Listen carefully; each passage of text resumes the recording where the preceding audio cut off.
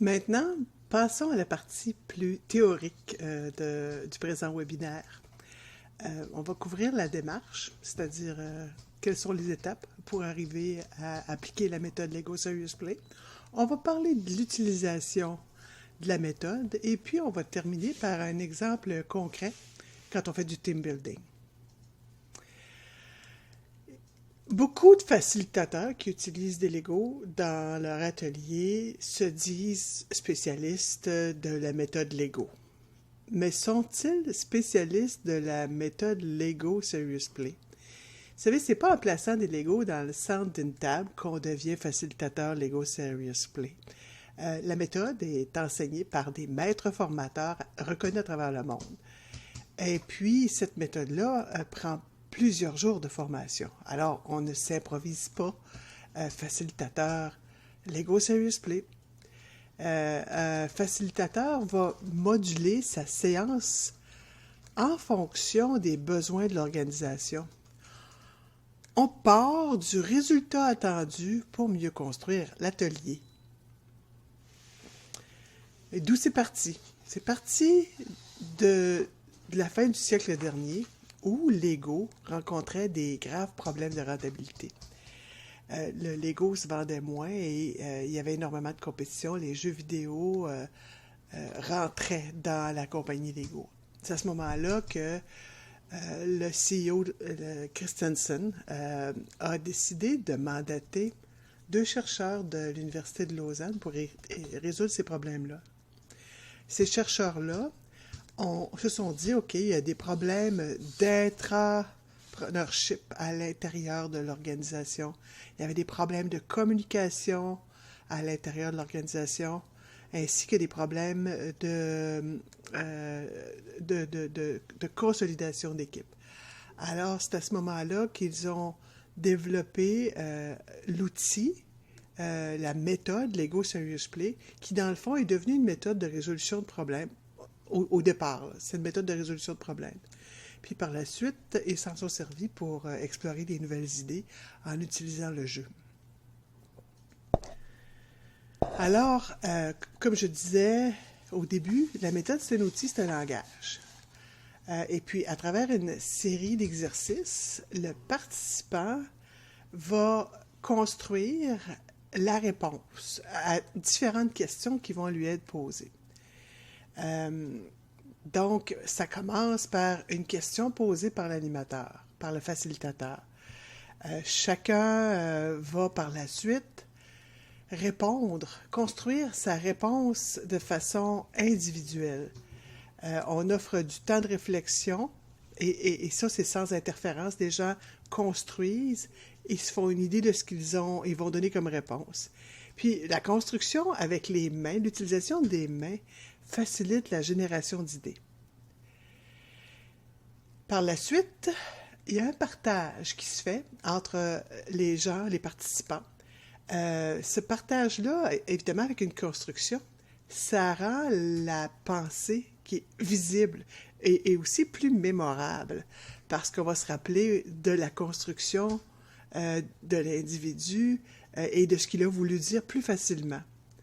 Évidemment, comme on donne la parole à chacun des participants, ça permet aux plus introvertis de s'exprimer correctement. Par la suite, il y a des questions aussi qui sont posées qui permettent de pousser plus loin les idées de chacun des participants. Puis en plus, bien, par le fait qu'on présente une construction, bien, ça crée une distance entre l'individu et l'idée. Et puis, on pointe le modèle pour des questions, on ne pointe pas les individus. Alors, ça permet de discuter des situations plus délicates. À la 4e étape, on se met à discuter de ce qui a été vu. On écoute. Le fait d'écouter avec ses yeux, ça rend le moment, comme je disais tout à l'heure, beaucoup plus mémorable. Et ça facilite la vision des enjeux qui sont plus complexes. Ça encourage évidemment aussi la curiosité par rapport aux questions qui sont posées par rapport aux constructions. Puis là, après, c'est ça, c'est le moment de partage où on revient sur ce qui a été construit. Maintenant, la base de ça, il y a le mouvement la main qui est utilisée pour construire. Ce personnage que vous voyez devant vous, il s'appelle le cortical homunculus. Je vous montre cette photo parce que elle montre les connexions qu'il y a entre le cerveau et les différentes parties de votre corps.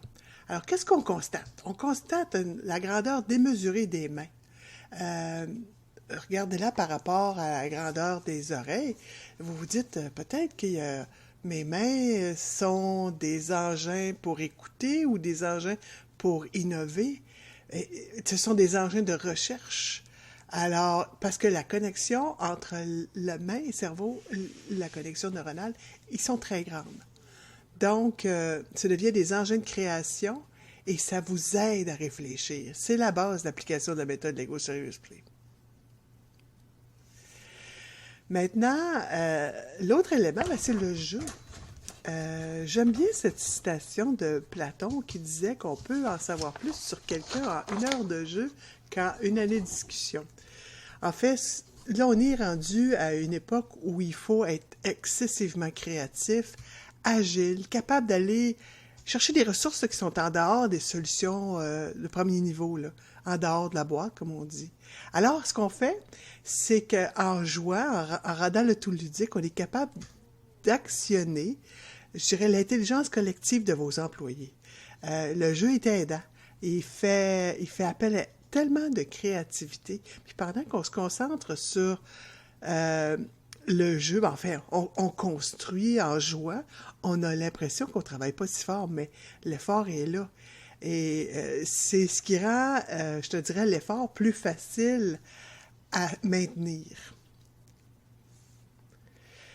Qui desservons-nous avec cette méthode? Écoutez, c'est sûr qu'on dessert des grandes entreprises, des Fortune 500 de ce monde, mais aussi on dessert de la plus petite entreprise. Moi, j'ai des clients que j'ai aidés, des petites firmes dans le domaine pharmaceutique. J'ai aidé des organismes à but non lucratif à faire du brainstorming pour essayer de trouver un nouveau positionnement. J'ai aidé des ministères, des petites équipes dans les ministères, Défense nationale, Parc Canada. J'ai aidé aussi l'Agence de revenus du Canada. Et dans le fond, c'est accessible, même évidemment si les grandes entreprises de ce monde l'utilisent. Généralement, les grandes entreprises vont se doter, ils vont envoyer quelqu'un de leur boîte de développement organisationnel se faire former pour garder à l'interne cette expertise. Parce que de la consolidation d'équipe ou du positionnement stratégique, ils en font régulièrement dans le fond. Ben, maintenant, on est rendu à l'étape à quoi ça sert. Ben, moi, personnellement, je l'utilise pour du team building de façon régulière. Je dirais, c'est ma spécialité. On consolide, on met toutes les équipes sur la même page. On met les gens, on s'organise pour avoir des gens qui ils vont être d'accord. À la fin de la journée, ils vont être d'accord sur les règles du jeu de leur équipe. On fait aussi du brainstorming, ça c'est vraiment génial, parce que dans le fond, dans les séances de brainstorming habituelles, on a quelques individus qui prennent toute la place. Mais avec le Lego, la méthode Lego Serious Play, on amène les gens à avoir des idées. Chacun a ses idées. Ils construisent la réponse à la question de façon individuelle et ils la partagent de façon, j'allais dire obligatoire, mais tout le monde doit partager. Alors ça enrichit parce qu'on capte beaucoup plus d'idées. On s'en sert aussi pour de la planification stratégique en temps réel. En fait, c'est un exercice tellement le fun. Les gens construisent les fonctions internes de l'organisation et ils construisent les enjeux, les difficultés. Ils font un SWOT, OK, mais à la place d'utiliser du papier et du crayon, ils le construisent. Puis après ça, on fait des liens entre les enjeux externes et les fonctions internes pour voir qu'est-ce qui s'écrase en premier. C'est le fun et c'est très visuel. On fait de la revue stratégique, dans le fond, ce qui, dans le fond, devient un exercice qui est plus récurrent. De la résolution de problèmes opérationnels. Là encore, c'est un peu comme le brainstorming. On va plus loin que ce qui est évident. On fait creuser. Et moi, le plus beau témoignage que je peux obtenir, c'est quelqu'un qui me dit « Mon Dieu, j'ai enfin compris que c'était pas mon premier réflexe qui était le bon. Il fallait que je creuse. » Ça, moi, j'aime ce genre de commentaires-là quand je fais des interventions en entreprise. On fait aussi de la gestion de différends dans une équipe. C'est pas tout le monde qui s'entend merveilleusement bien. Alors, on arrive à discuter des problèmes plus sensibles en construisant, en ayant la possibilité de construire quelque chose qui est en réponse à une situation difficile. On construit, il y a la distance entre la construction et l'individu, puis c'est fort utile pour discuter de situations délicates. On fait du coaching de gestion. Encore une fois, on fait voir. L'individu prend connaissance, il construit, il voit sa situation versus celle qu'il aimerait avoir, la situation idéale. Bon, on arrive au moment où on va parler de vraiment la théorie derrière tout ça. La première étape importante, c'est d'établir la confiance entre les participants. Et on se base sur la théorie de la fenêtre de Johari. Dans le fond, on s'ouvre aux autres. On sait ce qui est connu de tous. On le présente. On parle aussi, à travers les questions, j'allais dire presque sournoises, mais on parle de la zone cachée, c'est-à-dire qu'est-ce qu'on dirait pas de façon de base, qu'est-ce qu'on dirait pas aux autres la première fois qu'on les voit. Mais là, on a des questions qui amènent à discuter un peu plus de soi. Et puis, après ça, les autres vont nous faire des rétroactions de ce qu'ils perçoivent de nous. Ça, c'est la base pour établir la confiance. Je vous ai dit que je vous parlerais d'un exemple de team building. Alors, ce qu'on fait quand on fait du team building, on commence par une partie où on habilite les gens à manipuler le Lego.